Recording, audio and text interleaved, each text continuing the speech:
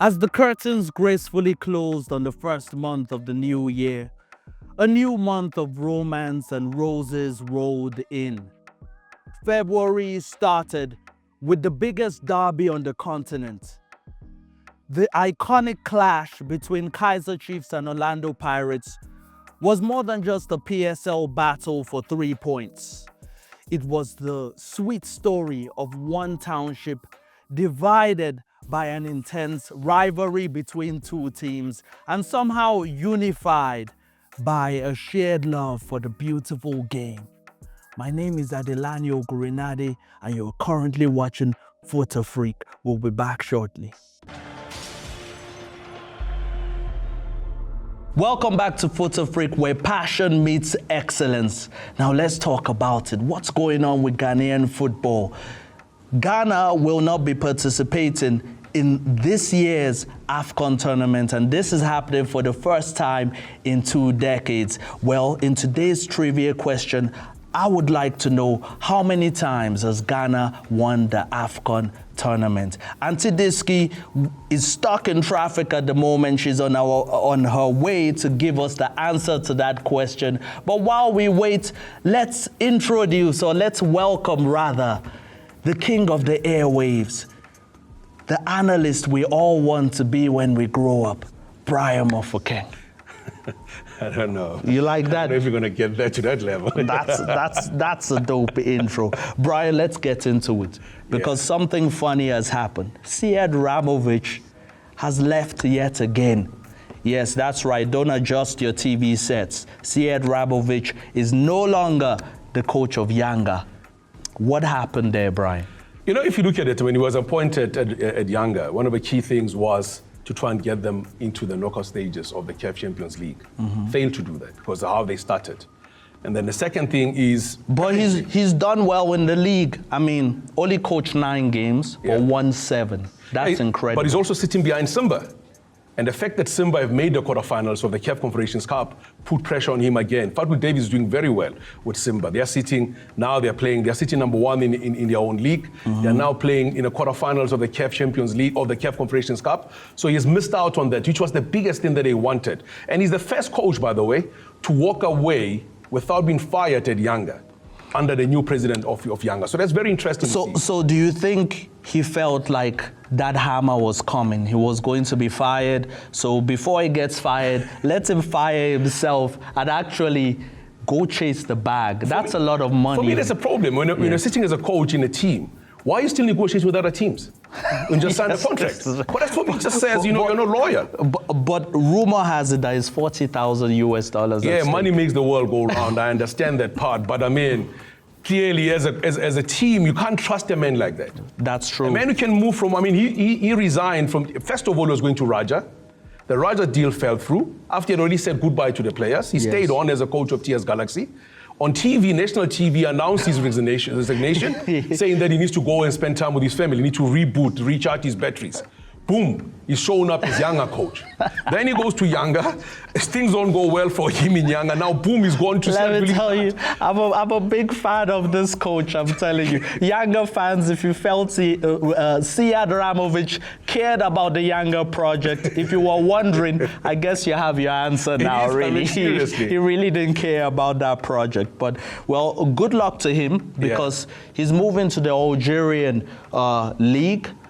And CR Belouizdad, tell me what they're gaining by getting Ramovic on board. I mean, why now? Why this time? I think it's a clever move for them, first of all, because they're already out of CAF competition, all right? They're focusing now on the league. They're sitting second in their league, just behind MC Alger. So they know they want to try and challenge for the league for them to qualify for the Champions League again, or if we finish within the top 2 to qualify for the Champions League itself.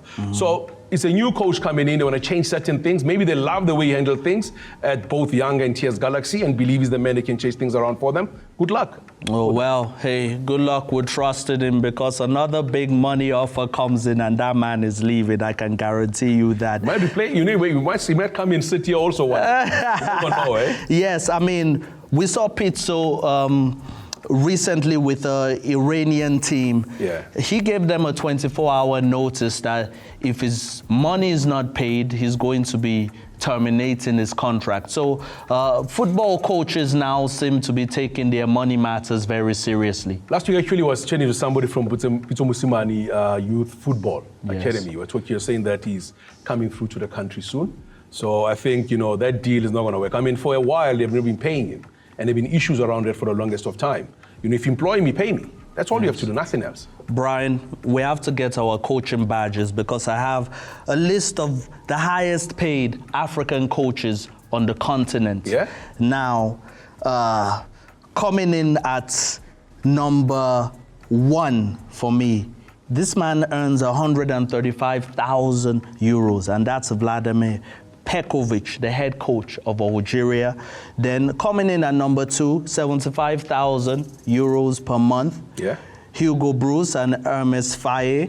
I mean, Hermes deserves the money for what he did with Côte d'Ivoire, reviving them there. I think they should add 5,000 to his pay, really, for what he did.